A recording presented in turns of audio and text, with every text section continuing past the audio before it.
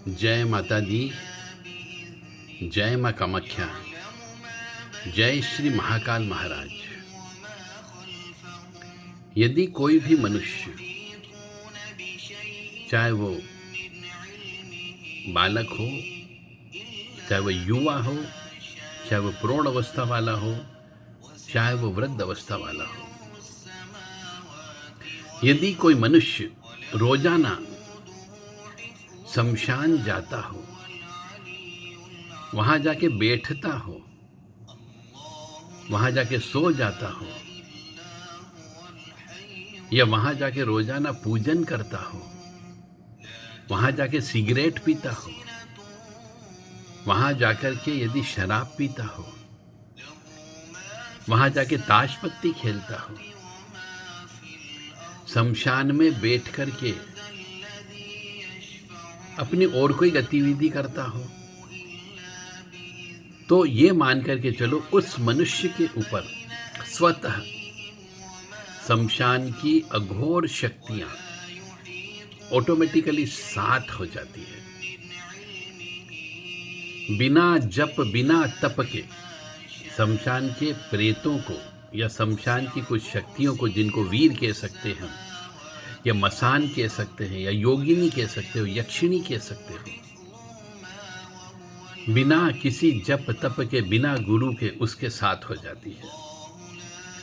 इसलिए यदि मनुष्य कभी कभी शमशान जाता हो तो उसे शमशान से बाहर निकलने के बाद में स्नान करना चाहिए कपड़े सहित, और दूसरे कपड़े पहन करके घर जाना चाहिए। यह परंपरा हमारे ऋषि मुनियों ने, बड़े बुजुर्गों ने बताई है। परंतु आजकल हम देख रहे हैं बहुत से मनुष्य किसी की शव यात्रा में जाते हैं, किसी की मैयत में जाते हैं, और वहां से आने के बाद में स्नान नहीं करते, सीधे अपनी गद्दी पर बैठ जाते, दुकानदारी करते हैं या फिर कार्यालय या ऑफिस चले जाते हैं। यह उनके लिए बहुत घातक साबित होता है।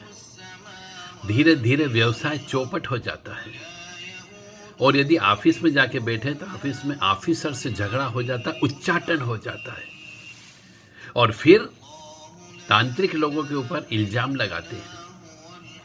क्या इल्जाम लगाते हैं कि साहब किसी ने कुछ कर दिया, किसी तांत्रिक ने हमारे ऊपर कोई चीज छोड़ दी, जबकि गलती आपकी स्वयं की होती है।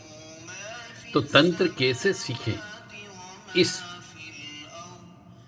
अध्याय में पहला अध्याय यही होता है कि यदि मनुष्य तंत्र सीखना चाहता है तो उसकी बारीकियों को जानना जरूरी है। आजकल हम देखते हैं कि अधिकांश मनुष्य के ऊपर कोई न कोई प्रेत लगा हुआ है। उसके पीछे का कारण ही यही होता है कि वो गलती करता है और इल्जाम अपने भाई के ऊपर लगा देता है, बड़े भाई के ऊपर लगा देता है, छोटे भाई के ऊपर लगा देता है, देरानी जेठानी के ऊपर इल्जाम लगा देते हैं, भाई बहनों के ऊपर इल्जाम लगा देते हैं और घर परिवार तबाह कर लेते हैं। तो देव राधा ट्रस्ट सत्यवाणी चैनल आपको ऐसे तंत्र के ऊपर बारीक बारीक पॉइंट के ऊपर ज्ञान दे रहा है।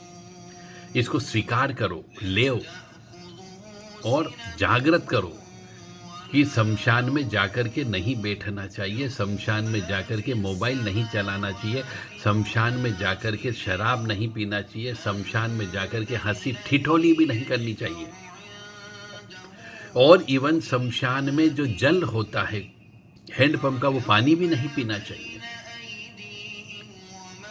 शमशान में जो फ्रिज रखा रहता है उसका पानी भी नहीं पीना चाहिए, और शमशान में बैठ के मिठाई तो बिल्कुल भी नहीं खानी चाहिए।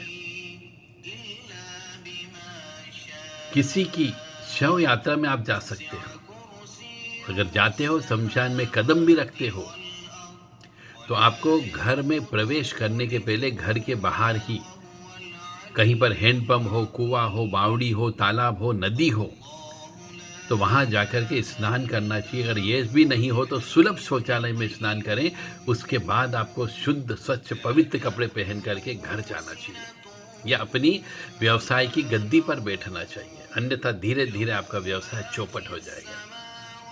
अब आप समझ गए होंगे कि प्रेत क्यों लगते हैं। प्रेत इसीलिए लगते हैं। और हिंदू सनातन धर्म में प्रत्येक मनुष्य को जब वो किसी शव को हाथ लगाते हो या किसी शव यात्रा में जाते हो तो उन्हें सिर पर हमेशा कपड़ा बांध करके रखना चाहिए, टोपी लगाना चाहिए, साफा बांधना चाहिए, पगड़ी बांधना चाहिए। खाली सिर कभी भी शमशान नहीं जाना चाहिए। या फिर बाल इतने बड़े हो कि आप चोटी बांध करके जा सकते हो। और स्त्रियों को कभी भी बाल खुले करके शमशान की बाउंड्री में तो बिल्कुल भी नहीं जाना चाहिए,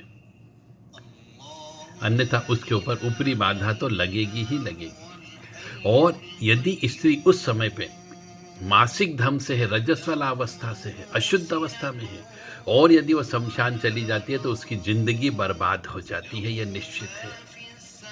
कोई ना कोई चुड़ैल, डाकन, भूत, प्रेत, पिशाच लग जाते हैं और उसकी जिंदगी बर्बाद कर देते हैं। उसको कभी जिंदगी में सुख नहीं मिल सकता। तो जितने भी मनुष्य जिनके पास सुख नहीं है, ये मान करके चलें कि ऊपरी बाधा लगी हुई है, उसका इलाज करवा लें। और इसी का इलाज करने के लिए देव राधा ट्रस्ट के द्वारा उज्जैन महाकाल महाराज की नगरी में शांभवी आश्रम का उद्घाटन किया जा चुका है। तो जिस किसी भी मनुष्य को अपने शरीर की नकारात्मक ऊर्जा निकलवाना हो, वह देव राधा ट्रस्ट सत्यवाणी चैनल से संपर्क करके वहाँ पर निकलवाने के लिए आ सकते हैं। जय माता दी, जय माँ कामाख्या, जय श्री महाकाल महाराज।